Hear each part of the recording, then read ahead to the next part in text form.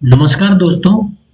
एक रिपोर्ट आई है हेनले और पार्टनर्स की 2024 में, जिसमें कहा गया है कि 2025 तक 8,000 करोड़पति भारत छोड़ देंगे या छोड़ रहे हैं।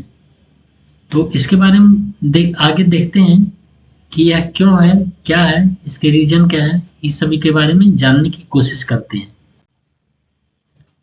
जैसा कि आप देख रहे हैं, इसमें कहा गया है, ये 2024 की रिपोर्ट है हेनले और पार्टनर की। इसमें कहा गया है कि 6,500 करोड़पति 2024 तक भारत छोड़ देंगे और एक 8,000 भारतीय, रिच भारतीय, करोड़पति भारतीय 2025 तक छोड़ देंगे भारत। तो ये जानने की कोशिश करते हैं आखिर ये भारत से माइग्रेशन दूसरे देशों में क्यों हो रहा है और ये किस देशों को हो रहा है। ये तब हो रहा है जब अभी भी भारत बहुत बड़ा विश्व का संपत्ति बनाने वाला, वेल्थ क्रिएशन वाला कंट्री है। ये तब हो रहा है। तो आखिर ये इसके क्या कारण है, ऐसा क्यों हो रहा है कि भारत के जो करोड़पति हैं वो भारत छोड़ रहे हैं। भारत में करोड़पति तो काफी बन रहे हैं और काफी तेजी से बन रहे हैं, लेकिन उसमें से कई एक हजार भारतीय करोड़पति भारत छोड़ दे रहे हैं या भारत छोड़ने की प्लान बना रहे हैं। आइए देखते हैं ये क्यों हो रहा है। Why are India's rich moving abroad? Bharat के अमीर लोग, करोड़पति लोग भारत छोड़कर बाहर क्यों जा रहे हैं।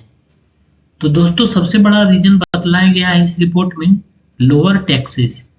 दूसरे देश जो हैं वहां पर टैक्सेस भारत से कम है, जैसे यूएई हो गया, यूनाइटेड अरब अमीराट्स।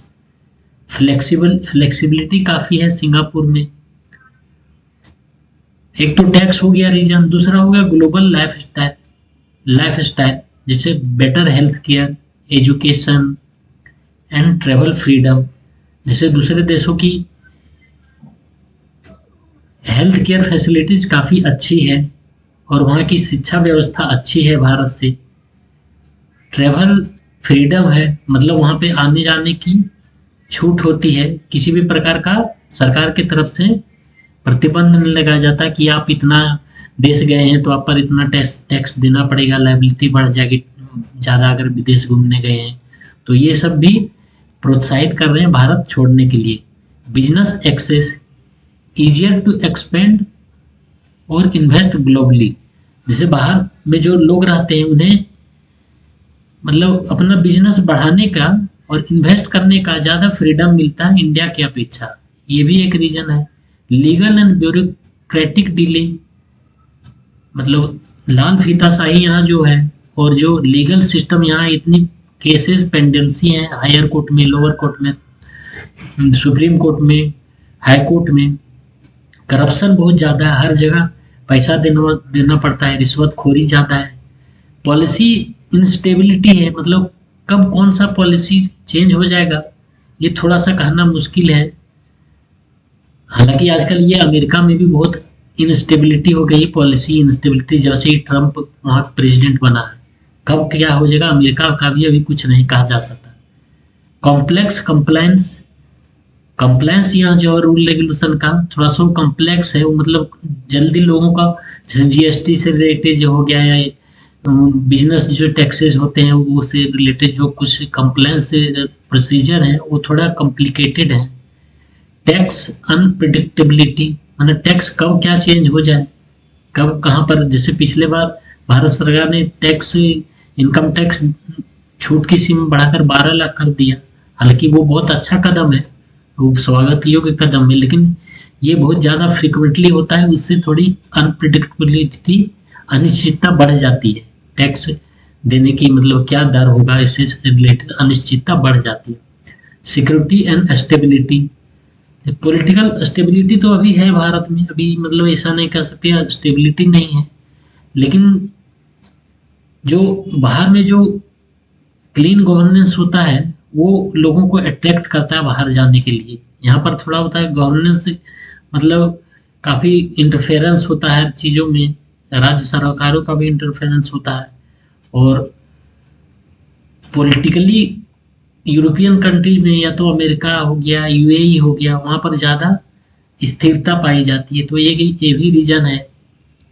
भारत में ग्रोथ है वो काफ़ी अनइक्वल अनइक्वल है, मतलब लोगों के बीच, मतलब ऊंच नीच एक तरह का इनकम ग्रोथ नहीं है। अमीर जो है वो काफ़ी अमीर हो रहे हैं, गरीब हैं वो गरीब ही रह रहे हैं। तो इससे जो ग्रोथ की जो अनइक्वल है लोगों में, इंडिया में, इंडिविजुअल बेसिस पर प्लस रीजन बेसिस पर भी। जैसे कुछ रीजन है जो काफ़ी ग्रोथ काफ़ी कम है, जैसे ईस्टर्न रीजन जो भारत का हो गया, झारखंड, बिहार, वेस्ट बंगाल भी कह सकते हैं, नॉर्थ ईस्ट रीजन भी हो गया, और वेस्टर्न रीजन हो गया गुजरात, महाराष्ट्र, कर्नाटक, साउदर्न रीजन, चेन्नई, तमिलनाडु और आंध्र प्रदेश, ये रीजन थोड़ा कंपेरेटिवली ज़्यादा विकसित है। तो रीजन वाइज और इंडिविजुअल बेसिस पर भी इनक्वालिटी ज़्यादा है भारत में। तो ये सब रीजन है जो कि भारत छोड़ के लोग बाहर जा रहे हैं। ये सिर्फ सिर्फ ये कह रहे हैं कि ये सिर्फ मनी की बात नहीं है, ये मतलब लाइफ स्टाइल, सुरक्षा और अपॉर्चुनिटीज भी बाहर में ज़्यादा है। बाहर में मतलब सिक्योरिटी की संभावना ज़्यादा होती है। हालांकि कुछ यूरोपियन देशों में, अमेरिका में रेशियल डिस्क्रिमिनेशन बहुत ज़्यादा आजकल बढ़ गया है, ये भी मानना पड़ेगा। मतलब आंख बंद करके सारी चीज़ों के, बाहर की चीज़ों को आप स्वीकार नहीं कर सकते। बाहर में भी आजकल रेशियल डिस्क्रिमिनेशन, अमीर गरीब का भेदभाव, वो बाहर मतलब अपने देशों को प्रेफरेंस देना, बाहर के लोगों का हिंसात्मक व्यवहार करना, ये बहुत ज़्यादा आजकल अमेरिका में भी बढ़ता जा रहा है। तो ऐसा आप सिर्फ भारत में ऐसा नहीं कह सकते। और लाइफ स्टाइल वहाँ का थोड़ा फ्रीडम है लाइफ स्टाइल में यहाँ पर। हालांकि भारत जैसे देश में भी काफ़ी फ्रीडम है लाइफ स्टाइल का। आप कह सकते हैं ये अफगानिस्तान या बांग्लादेश या पाकिस्तान जैसा नहीं है। भारत में लाइफ स्टाइल का फ्रीडम है, यहाँ भी काफ़ी सुरक्षा है, इधर काफ़ी मतलब हुई। लेकिन कंपेयर करने पे थोड़ा सा लोग ज़्यादा बेटर पाते हैं। सबसे बड़ा रीजन तो है टैक्सेस की बचत होना, life style, health care, education, travel freedom जो है, और बिजनेस करना ज़्यादा, ईज ऑफ डूइंग बिजनेस ज़्यादा आसान है यूरोपियन कंट्री में, अमेरिका में। और फंडिंग पाना ज़्यादा आसान है। तो ये सब रीजन है अब्रॉड मूव करने का, इन्वेस्टर और करोड़पति लोगों का, रिच लोगों का। अब देखते हैं कि भारत से लोग जनरली किन देशों को मूव कर रहे हैं, कि किन देश में वो ज़्यादा मूव कर रहे हैं। जो भारत के करोड़पति हैं, अमीर लोग हैं, वो किस देशों को जाते हो। तो से एक सबसे बड़ा tax free zone, tax free haven माना जाता है यूएई, दुबई। तो एक तो यहाँ जा रहे हैं जहाँ पर लग्जरी लिविंग भी है, बहुत विलासिता की आरामदायक जिंदगी है और टैक्स फ्री इनकम होती है। पुर्तगाल, ग्रीस भी आजकल गोल्डन वीजा दे रहे हैं बाहर के देशों को, और फेवरेबल टैक्स कंडीशन भी है। तो पुर्तगाल, ग्रीस भी जा रहे हैं, सिंगापुर जा रहे हैं, क्योंकि गवर्नेंस वहाँ काफ़ी क्लीन है, एजुकेशन सिस्टम काफ़ी अच्छा है, स्वास्थ्य व्यवस्था वहाँ का अच्छा है सिंगापुर में। तो इस कारण लोग सिंगापुर भी जा रहे हैं। ऑस्ट्रेलिया, कनाडा भी जा रहे हैं। वहाँ जल्दी कहते हैं कि सेफ्टी और क्वालिटी ऑफ लाइफ अच्छा है। हालांकि आजकल ऑस्ट्रेलिया, कनाडा में भारतीय लोगों के बहुत ज़्यादा हमला हो रहा है। भारतीय लोगों पे रेशियल डिस्क्रिमिनेशन इधर कुछ बढ़ा है ऑस्ट्रेलिया में, मतलब। तो हालांकि खालिस्तानी तत्व इसके पीछे हैं, जो कि खालिस्तानी और लेकिन इधर थोड़ा सा सिक्योरिटी कंसर्न हुआ है ऑस्ट्रेलिया, कनाडा जैसे देशों में। यूएस, यूके में भी बिजनेस करना इंडिया से ज़्यादा आसान है। एजुकेशन सिस्टम बहुत अच्छा है, बहुत हाई क्वालिटी का एजुकेशन इंस्टीट्यूट है, एजुकेशन सिस्टम है। इसलिए इन देशों को लोग जनरली भारत से, जो भारत के अमीर हैं, भारत के मिलियनेयर हैं, वो इन देशों को लोग शिफ्ट कर रहे हैं। और उम्मीद है कि आगे भी ये शिफ्टिंग का प्रोसेस जारी रहेगा, इसी उम्मीद बताई जा रही हेनले और पार्टनर के द्वारा। एक ये क्वेश्चन भी पूछा जा रहा है, क्या वो जो यहाँ छोड़ के जा रहे हैं वो वास्तव में भारत छोड़ के चले जा रहे हैं, वो कभी लौट के नहीं आएंगी? क्या वो भारत कभी लौट के नहीं आएंगी? वो परमानेंटली भारत से शिफ्ट हो जा रहे हैं। तो इसमें ये कहा जा रहा है कि मोस्टली वो बिजनेस अपना इंडिया में भी बनाए रखे हैं। ऐसा नहीं कि इंडिया से बिजनेस पूरी तरह से खत्म करके, रूट खत्म करके वो बाहर चले जा रहे हैं। उन्होंने एक बिजनेस का रूट और अपना फैमिली का रूट भी इंडिया से बनाए हुए हैं। ऐसा नहीं कंप्लीटली वो they are totally shifting from India. वो move abroad for flexibility not disconnection. वो मतलब फ्लेक्सिबिलिटी, ताकि फ्लेक्सिबल मतलब आया जाना बनी रहे वहां पर। मतलब एनआरआई बन गए तो उससे होता है कि भारत भी आते रहते हैं, भारत में भी बिजनेस देखते हैं। अगर उन्हें अच्छा अपॉर्चुनिटी मिलता है भारत में भी शिफ्ट कर सकते हैं। तो ये अपना डिस्कनेक्ट कंप्लीटली नहीं होते, कनेक्शन भारत से बनाए रखते हैं बाहर अब्रॉड मूव करने के बाद भी, बाहर जाने के बाद भी। दोनों जगह इन्वेस्टमेंट करते हैं। जैसे बाहर जो गए वहां कंट्री में अगर वो इन्वेस्ट कर रहे हैं तो इंडिया में भी अपना इन्वेस्टमेंट बनाए रखते हैं, क्योंकि वेल्थ क्रिएशन का जगह आज इंडिया है। बाहर के देशों से ज्यादा संभावनाएं वेल्थ क्रिएशन का इंडिया है। अगर ईज ऑफ डूइंग बिजनेस और अन्य चीजें, life of living here improve हो जाए इंडिया में, तो मुझे लगता है, और टैक्स प्लानिंग से रिलेटेड मतलब कुछ फैसिलिटी और इम्प्रूव हो जाए, तो ये बाहर जो लोग जा रहे हैं, अमीर लोग, मिलियनेयर लोग, करोड़पति लोग, वो उनका थमेगा और वो प्रिफर नहीं करेंगे अपने देश को छोड़ के जाना। क्योंकि अपना देश होता है, कोई माने या ना माने। जब बाहर में जाके डिस्क्रिमिनेशन, रेशियल डिस्क्रिमिनेशन होता है। आज हाल के दिनों में अमेरिका में काफी भारतीयों का वहां पर कत्ल भी हुआ, मर्डर हुआ है, और वो बहुत ही भयावह है। तो ऐसा नहीं कि बाहर के देशों में, यूरोपियन कंट्रीज, अमेरिका में रेशियल डिस्क्रिमिनेशन या तो भारतीयों के खिलाफ भेदभाव नहीं होता। बड़ा भेदभाव होता है, लेकिन education system, health care facility ये वहाँ पर उच्च कोटि का है। तो मतलब इसलिए लोग वहाँ पर लाइफ इजी है, बिजनेस करना आसान है, फंडिंग आसान हो जाता है। तो ये सब कारण है जो कि भारत को इम्प्रूव करना पड़ेगा, और धीरे धीरे इम्प्रूव हो रहा है और आगे उम्मीद है कि इम्प्रूव होगा। लेकिन ऐसा नहीं कि वो सब कुछ भारत में छोड़ के बाहर चले जा रहे हैं और बाहर में जाके वो पूरा एक्सपेंड कर रहे हैं। भारत में भी अपना वो बिजनेस बनाए हुए हैं और बाहर भी एक्सपेंड करने का अपॉर्चुनिटी देख रहे हैं। तो ये दोनों मिला के काम कर रहा है, ये एक तरह से बैलेंस बना के चल रहे हैं। तो ऐसा नहीं टोटली वो भारत छोड़ के जा रहे हैं। What this say about India's growth story? India's GDP is booming, no doubt. Bharat की अर्थव्यवस्था काफी तेजी से बढ़ रही है और भारत आज सबसे बड़ा संपत्ति बनाने का साधन बना हुआ है। लेकिन सबसे बड़ा त्रासदी है कि जो यहाँ संपत्ति बना रहे हैं, यहाँ से करोड़पति बन के, यहाँ से रिच बन के और बाहर जा रहे हैं, ये बहुत दुर्भाग्यपूर्ण है। भारत से कमा के भारत में संपत्तियां भारत बना के बाहर जा रहे हैं, तो भारत में अमीर बने और भारत से फिर वो बेटर लाइफ की खोज में बाहर जा रहे हैं, ये बहुत दुर्भाग्यपूर्ण है। ग्रोथ इजंट हाइड पोल्यूशन, वो पूरा health care and policy uncertainty. ये भी एक बहुत बड़ा रीजन कि ग्रोथ तो काफी अच्छा है, संपत्ति भारत में बन रही है, लेकिन पोल्यूशन, प्रदूषण बहुत ही गंदा है। स्वास्थ्य सेवाएं, मतलब स्वास्थ्य का व्यवस्था यहाँ पर बहुत ही खराब है, और खास करके गवर्नमेंट के द्वारा दिया जाने वाला हेल्थ केयर फैसिलिटीज बहुत ही पुअर है। नीति निर्धारक जो होती है, जो पॉलिसी अनसर्टेनिटी है, अनिश्चितता है, पॉलिसी से रिलेटेड भी अनिश्चितता काफी बनी रहती है।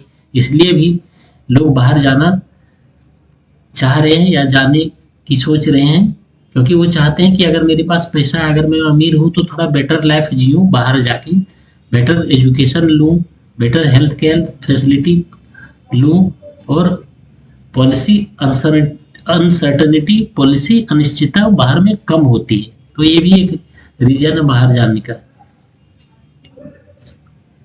जैसा सबसे मेन रीजन है, वास्तविक रीजन है कि बाहर में प्रोग्रेस के साथ ट्रस्ट है, अस्थिरता है और जीवन जीने का उच्च दर, उच्च क्वालिटी का लाइफ है। तो ये रीजन है बाहर जाने का। लेकिन ये भी कहा जा रहा है कि बाहर से जब बाहर लोग, यहाँ के अमीर लोग, यहाँ के करोड़पति लोग बाहर चले जाएंगे तो इंडिया में इन्वेस्टर की क्षमता, इन्वेस्ट करने की क्षमता घटेगी और इससे भारत में विश्वास और भारत के लोगों के प्रति यहाँ से एक तरह से डिस्कनेक्शन भी होगा।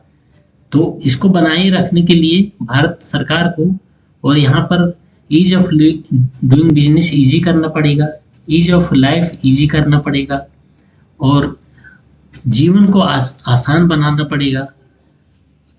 टैक्स स्ट्रक्चर काफी सुधरा है और सुधारना पड़ेगा।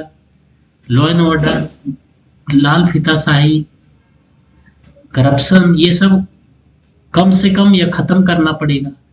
तो इससे ये ऑटोमेटिकली काफी कम होगा और मैं उम्मीद करता हूं कि आने वाले दिनों में जैसे जैसे भारत में विकास की दर बढ़ेगा, विकसित अर्थव्यवस्था की तरफ भारत बढ़ेगा, भारत में ये सभी चीजें में काफी सुधार देखने को मिलेगी। तो इसमें यह भी कहा गया है, ये सिर्फ माइग्रेशन, बाहर जो प्रवास कर रहे हैं भारतीय लोग, ये सिर्फ माइग्रेशन की बात नहीं है, ये एक तरह से राष्ट्रीय चेतावनी के रूप में देखा जाना चाहिए और भारत सरकार को इसके लिए जो कदम उठाने उचित है ये उठानी जानी चाहिए, ताकि भारत के अमीर लोग हैं जो भारत में पैसा लगा सकते हैं, भारत के विकास में योगदान दे सकते हैं, उन्हें रोका जाना चाहिए और उन्हें यहाँ पर पैसा लगाने के लिए प्रोत्साहित किया जाना चाहिए। यहाँ की एजुकेशन व्यवस्था सुधारनी चाहिए, यहाँ का हेल्थ केयर फैसिलिटी सुधारनी चाहिए। पोल्यूशन जो बहुत अधिकतर सिटीज में, भारत के अधिकतर सिटीज में, चाहे दिल्ली हो, चाहे कोलकाता हो, चाहे मुंबई हो, चाहे पटना हो, चाहे कानपुर हो, खास करके मतलब इधर नॉर्थ इंडियन स्टेट में पोल्यूशन बहुत ज्यादा है, उसको सुधारने की जरूरत है। इन सभी को चीजों को और ईज ऑफ डूइंग बिजनेस, इसे इम्प्रूव करना पड़ेगा। भ्रष्टाचार को कम से कम करना पड़ेगा। भ्रष्टाचार का यहाँ पर ऐसा है कि सभी लोग, नेता से लेकर पुलिस, सारे डिपार्टमेंट, मतलब सब जगह बहुत ज्यादा करप्शन है। इनको सुधारने की व्यवस्था करनी पड़ेगी, तब भारत में एक इन्वायरमेंट बनेगा और भारत छोड़ना कोई नहीं चाहेगा। आइए दोस्तों देखते हैं कि क्या इससे भारत को चिंतित होना चाहिए और या तो इसे खुशी मनाना चाहिए कि भारत से लोग छोड़ के जा रहे हैं।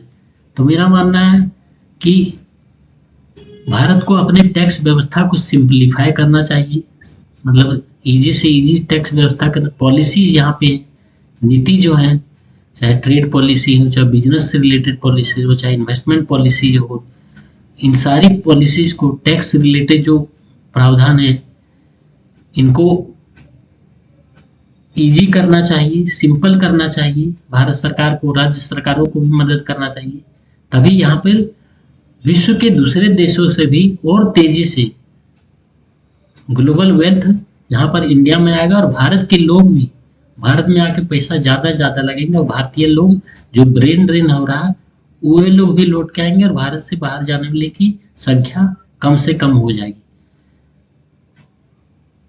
Migration shows India's global rise not decline.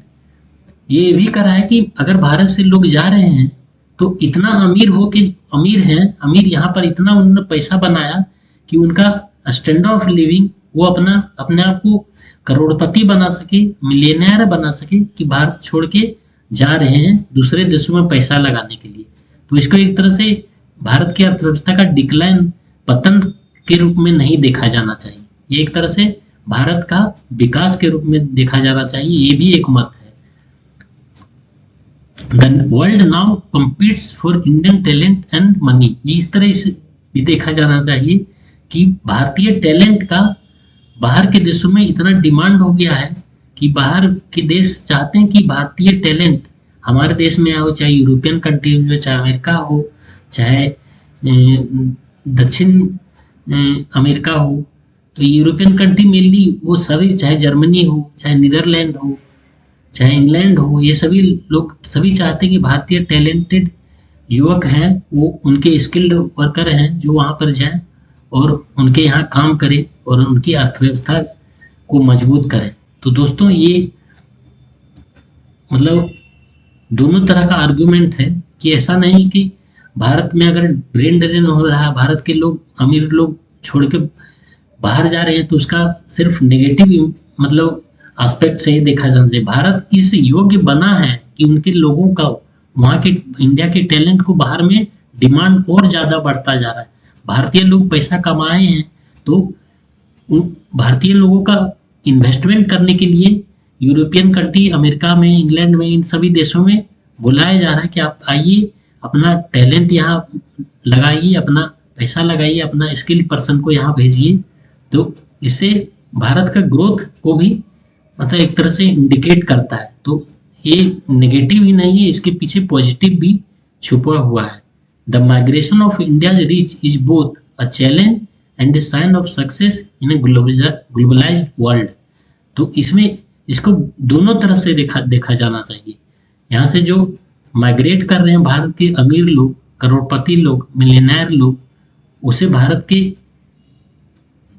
Challenge भी है और एक तरह से भारत की सफलता की, भारत की ग्लोबलाइज्ड वर्ल्ड में जो भारत की सफलता भी परिलक्षित करता है। तो इसे दोनों तरफ से देखा जाना चाहिए। जैसा मैंने ऊपर में कहा, यह ऐसा नहीं है कि इसके नेगेटिव ही एस्पेक्ट है, इसके पॉजिटिव एस्पेक्ट भी हैं और इसे पॉजिटिवली भी देखा जाना चाहिए। तो दोस्तों ये रहा मेरा एक छोटा सा प्रस्तुतिकरण। अगर आपको अच्छा लगे तो please like, share and subscribe करें मेरा चैनल। मेरा चैनल है अरविंद कुमार सोशल, अरविंद कुमार के नाम से है ये। तो प्लीज सब्सक्राइब करें और लाइक करें दोस्तों। लाइक करने में आप कहीं से कोई नुकसान कुछ नहीं करने जा रहे हैं। धन्यवाद, आपका बहुत बहुत धन्यवाद इस चैनल को देखने के लिए, और आगे भी इसी तरह मेरे चैनल पर कृपया दृष्टि बनाए रखें। धन्यवाद।